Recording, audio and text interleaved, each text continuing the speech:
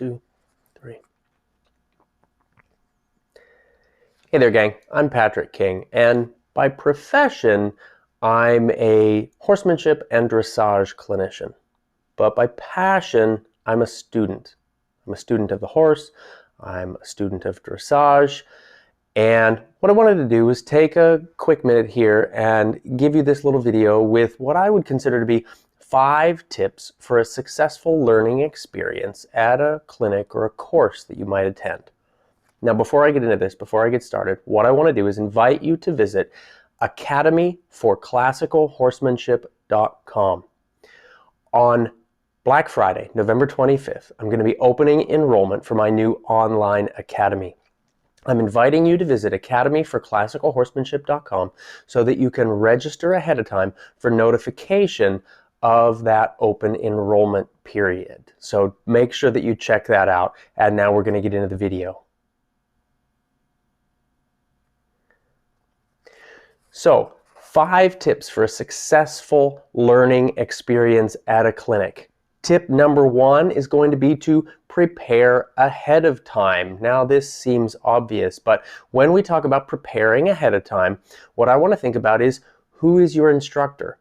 Who is the clinician? Make sure that you take the time to view or review any content that they may have created, whether that's videos that they have, or books that they've written, or maybe articles that they've written, even, YouTube clips of other clinics that they've taught, things like that. That's going to really help you get a feel for their teaching style, their verbiage, the way that they talk about things. That's really important, I think, for a successful learning experience, so that you're not trying to translate what they're saying, or maybe misunderstanding or finding clarity challenges with what they're understanding.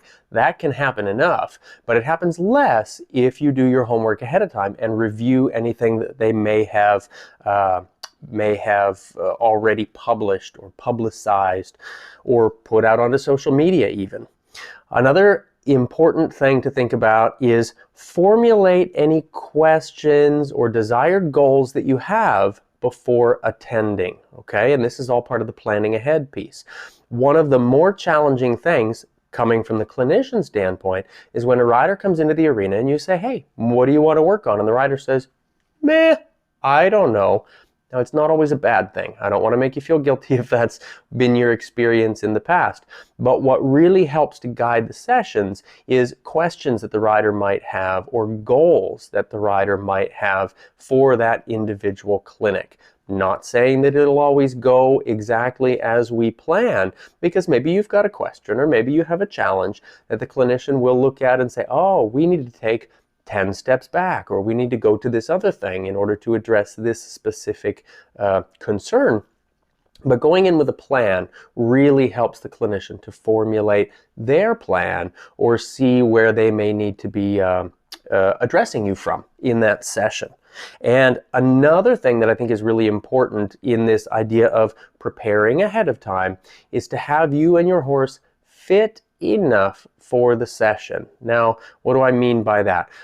We see a lot of horses and riders that maybe aren't quite as prepared going into a clinic as they could be, in that, life has gotten in the way, work has gotten in the way, things like that, and maybe they haven't ridden their horse for a month or even a week or a couple weeks ahead of time. What we really want to try to avoid from the learning perspective, as well as from the physical perspective, is fatigue. Mental, emotional, physical fatigue. That can really get in the way of your learning experience in a clinic. Now, tip number 2 is be organized. Now, what does that mean? Well, that covers quite a few things. And from a basic sense, what I want to think about is be organized with any kind of clinic paperwork, release forms, stall fees, any kind of payments that are due. Be organized with those ahead of time. Another thing to be organized with is going to be your tack and your equipment. Make sure that that's cleaned and prepared and readied it's worth taking the time the day ahead to organize everything and put everything in its place before you travel to that clinic. That's going to help you so that you're not going through the stress of, oh gosh, I can't find this saddle pad, or I can't find these boots, or whatever that case might be with that.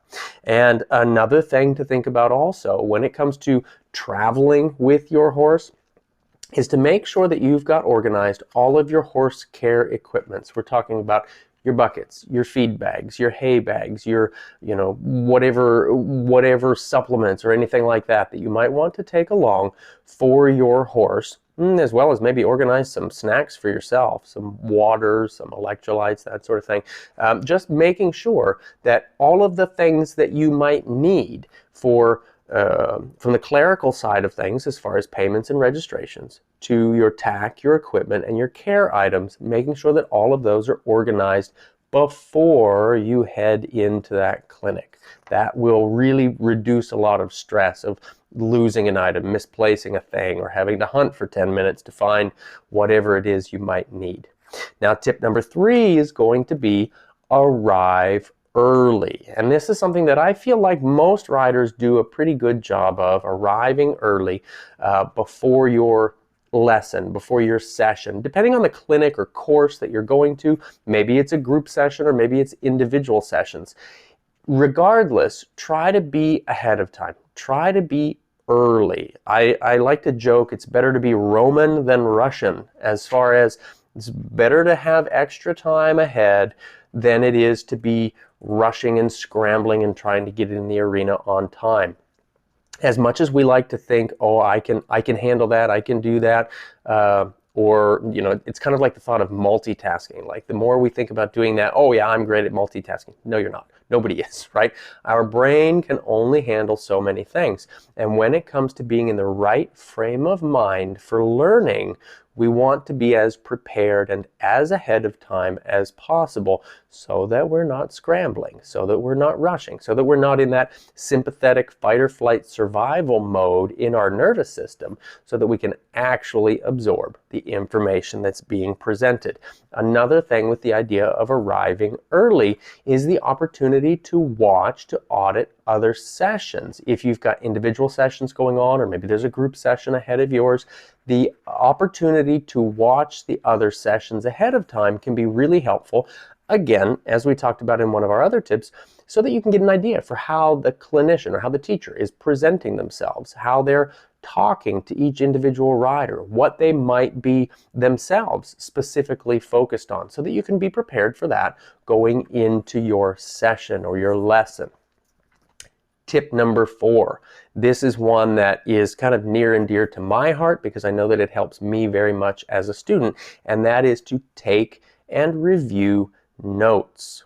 Whether you use an app on your phone or whether you use a physical notebook, if there are theory sessions, lecture sessions, or if you're watching other lessons or sessions ahead of your own or after your own, taking notes can be really helpful, whether it's taking specific notes or just pulling out individual pieces, individual thoughts, like phrases or something like that are meaningful to you in that moment, something that you want to really pay attention to, listen to, take note of, or maybe ask questions about. And then what I like to do is on any breaks, or maybe at the end of the day, if it's a multi-day clinic, at the end of the day, I want to go through and review my notes. I also like, immediately after a session, I like to take notes on the session. What exercise did I do? What thought did I pick up on? What feeling did I have that may be a unique experience for me and the horse that I'm working with in that moment? And again, then review those notes before your next session, or review them a couple times that day and a couple times before your next session if you can, to really bring yourself back into that place so that if you have any questions, they're going to be right there in the front of your mind. And tip number 5, really important, is do your homework.